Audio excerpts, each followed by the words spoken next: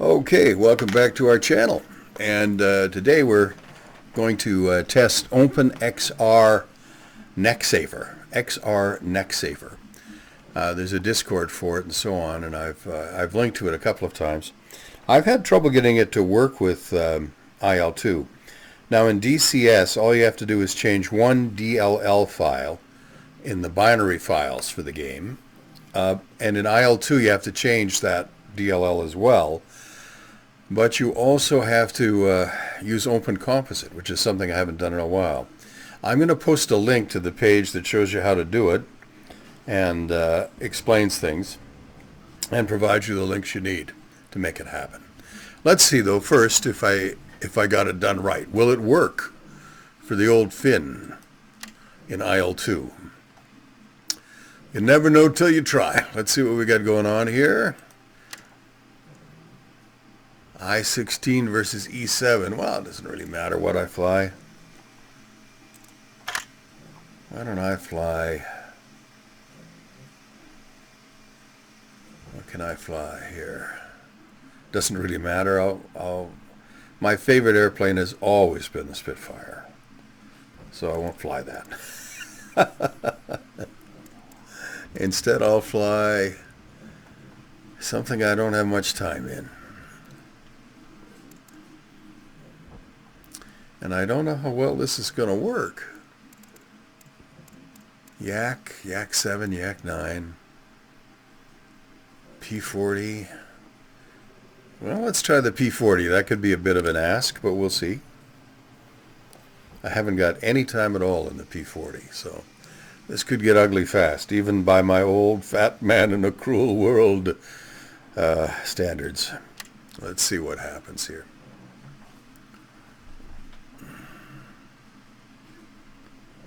Could take a second or two for it to load.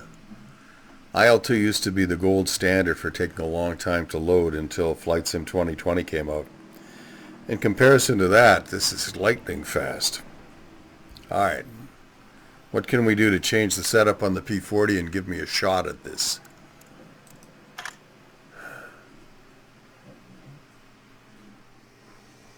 Four times 50, yeah, let's do that. It'll make the airplane a little bit lighter.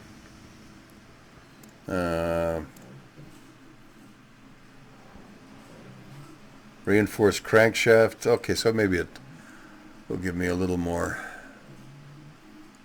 turning power. Alright, let's try that. A little more power in the turn, in the climb. I'm pretty sure the 109E is faster than the P40E1, but I don't know.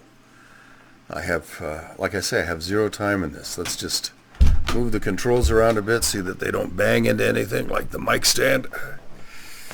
Alright. I mostly want to make sure that the view system works here. Now. Oh, and it does.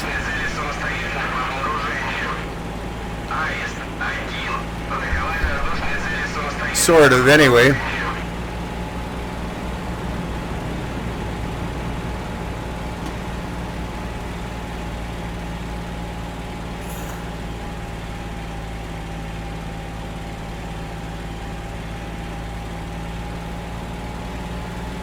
I'm probably doing something wrong, but I feel like I'm flying a truck here. Yeah. Well, we've got enough speed. We should be able to do stuff.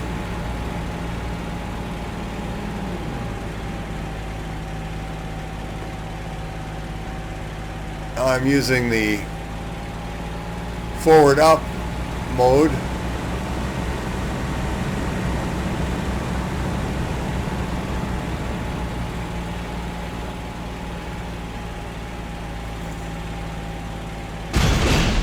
Oh, looks like I've been shot.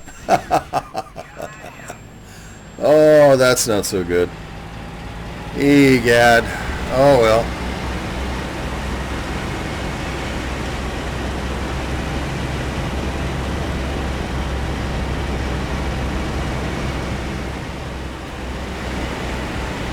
Let's bleed off some speed.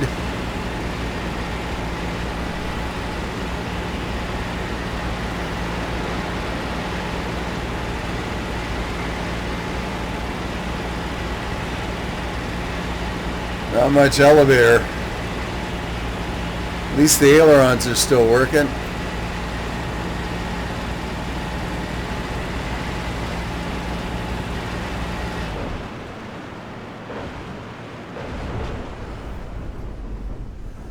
Well, I have to say, despite everything, that's not the worst landing I've made in this game. Even undamaged, I've done worse than this. Okay, so well, the views are working. That's the main thing I wanted to know. If I look as far left as I can, and then hit the button, I can look behind me a little bit better. Likewise, if I want to look down, I just...